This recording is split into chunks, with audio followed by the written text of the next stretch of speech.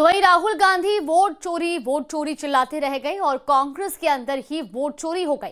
EVM hack होने का आरोप लगा चुकी कांग्रेस से शशि थरूर ही हैक होते हुए दिखाई दे रहे हैं, क्योंकि शशि थरूर ने एक बार फिर मोदी की जमकर तारीफ की है, जिसके बाद थरूर को लेकर कांग्रेस के कई नेताओं ने जमकर थरूर के खिलाफ बयानबाजी भी की है। आप रिपोर्ट देखिए।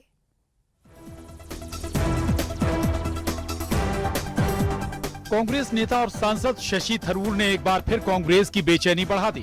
कांग्रेस थरूर पर हमलावर हो गई।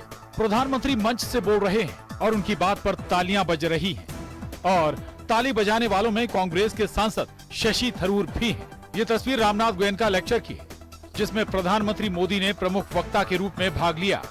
कार्यक्रम में राजनीतिक दलों के साथ ही देश के कई विशिष्ट लोग शामिल हुए। जाहिर है प्रधानमंत्री की बातों पर थरूर की ये ताली कांग्रेस को तो अच्छी नहीं लगी होगी, लेकिन कांग्रेस को इससे भी ज्यादा बुरा ये लगा कि थरूर ने सिर्फ ताली ही नहीं बजाई, बल्कि अपने एक्स अकाउंट पर प्रधानमंत्री के इस स्पीच की जमकर तारीफ भी कर दी। शशि थरूर ने अपने इस लंबे पोस्ट में प्रधानमंत्री की तारीफ में बहुत कुछ लिखा और अपनी पोस्ट को खत्म करते हुए लिखा कि कुल मिलाकर प्रधानमंत्री के संबोधन में आर्थिक दृष्टिकोण भी था और सांस्कृतिक आह्वान भी।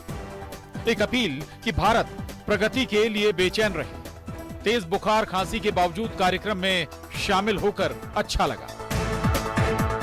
दरअसल थरूर पर कांग्रेस के नेताओं की नाराजगी की एक बड़ी वजह यह भी है कि थरूर प्रधानमंत्री मोदी के जिस स्पीच की खुले दिल से तारीफ कर रहे हैं, उसी स्पीच में प्रधानमंत्री ने कई बार कांग्रेस की नीतियों की आलोचना भी की और कहा कि मौजूदा कांग्रेस मुस्लिम लीग माओवादी कांग्रेस बन गई है।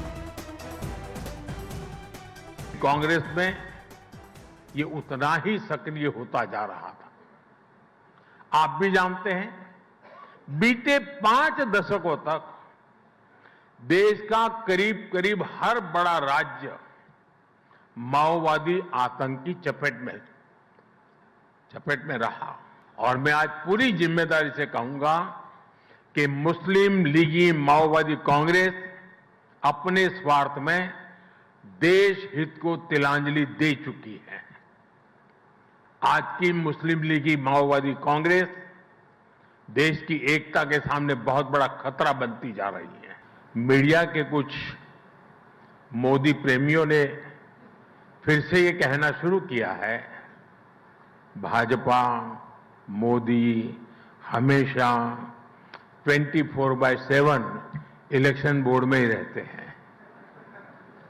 मैं समझता हूं चुनाव जीतने के लिए इलेक्शन मोड नहीं, 2400 घंटे इलेक्शन मोड में रहना जरूरी होता है।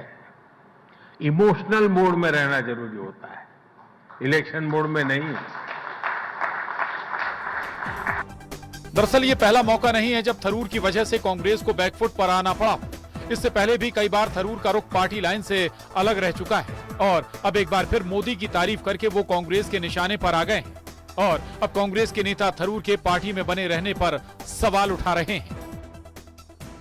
बजट कैसे होना चाहिए, किन लोगों के हाथ में पूरी आर्थिक व्यवस्था चलनी चाहिए, देश के साधन संसाधन किस के लिए उनका इस्तेमाल होना चाहिए। इसमें अगर आप कांग्रेस की विचारधारा में नहीं विश्वास करते हैं और उसके विपरीत खड़े हुए किसी की तारीफ करते हैं, तारीफ करना आपका अधिकार है, पर मुझे लगता है उस पार्टी में रहना आपके लिए कम से कम उचित नहीं होगा। जब भी कोई राष्ट्र हित की बात करता है, कोई पार्टी के हित की बात करता है, परिवार के हित की नहीं करता और परिवार हित के ऊपर राष्ट्र हित को रखता है या राष्ट्रीय जो है एकता के विषयों को रखता है, तो कांग्रेस पार्टी ऐसे व्यक्ति को गालियां देना शुरू कर देती है और अपनी असहिष्णुता दिखाती है। कुल मिलाकर हाल ये है कि थरूर को लेकर पूरी कांग्रेस में असमंजस है। ना निगलते बन रहा है और ना ही उगलते। सूत्र बताते हैं कि स्थानीय इकाई उन्हें नोटिस भेज चुकी है, लेकिन कांग्रेस आलाकमान उनके खिलाफ कोई कठोर कार्रवाई करने के पक्ष में नहीं। कांग्रेस का मानना है कि ऐसा करने से शशि थरूर को बेवजह सहानुभूति मिल सकती है। वहीं कांग्रेस का डर यह भी है कि अगर थरूर पर कोई कार्रवाई की जाती है तो खुद पार्टी के भीतर भी गोलबंदी का खतरा है। Bureau report, news 18। और अब हनुमानगढ़ के टिब्बी से बड़ी खबर आपको बता दें, राठीखेड़ा में एथेनॉल फैक्ट्री के निर्माण का विरोध किया जा रहा है। टिब्बी में तीसरे दिन माहौल शांतिपूर्ण, प्रशासन ने इलाके में इंटरनेट सेवाएं की बहाल। सुरक्षा के मद्देनजर अभी पुलिस का भारी जाब्ता तैनात है। टिब्बी में कई अधिकारियों सहित करीब 500 जवानों की तैनाती की गई है।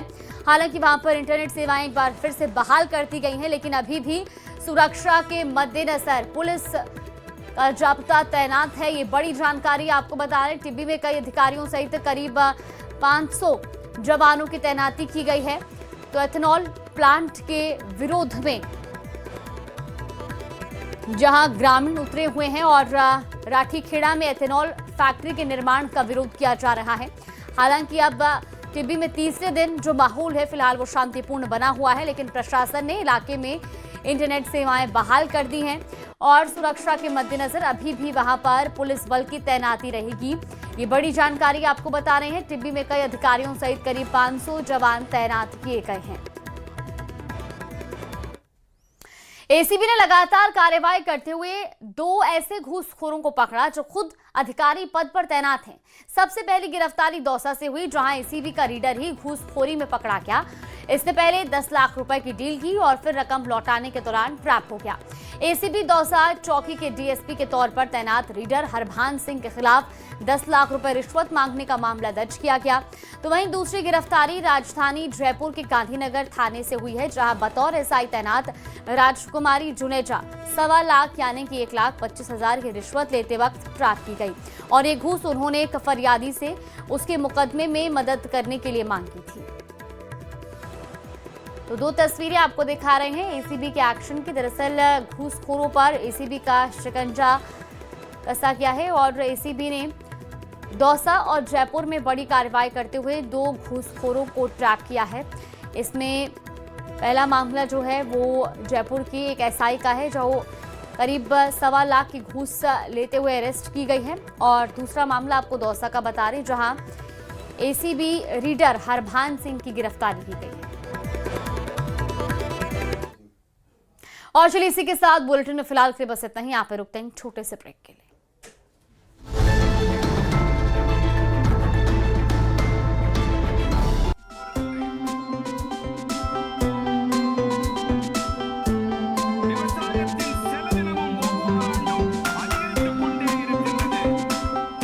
किसानों को समृद्धि की सौगात, 66,62,000 किसान मिला सम्मान।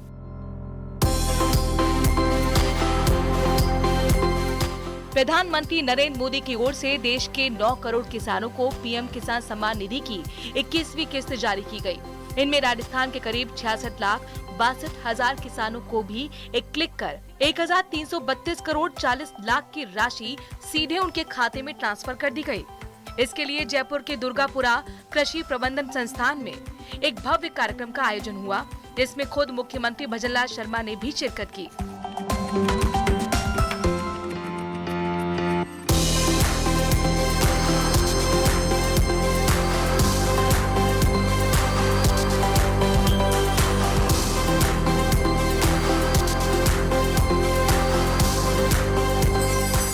हर पात्र किसान के खाते में 2,000 रुपए की राशि सीधे भेजी गई। राज्य स्तरीय कार्यक्रम के अलावा जिला स्तर पर भी कार्यक्रम आयोजित किए गए। योजना के तहत किसानों को साल में 6,000 रुपए मिलते हैं। इन 6,000 रुपए की राशि 3 किस्तों में दी जाती है। अब तक योजना की 21 किस्तें जारी की जा चुकी हैं, जिनके जरिए कुल 3 करोड़ 91 लाख रुपए किसानों के खाते में भेजे जा चुके हैं। ये महज धनराशि नहीं बल्कि किसानों की मेहनत और सम्मान की सौगात है। इस मौके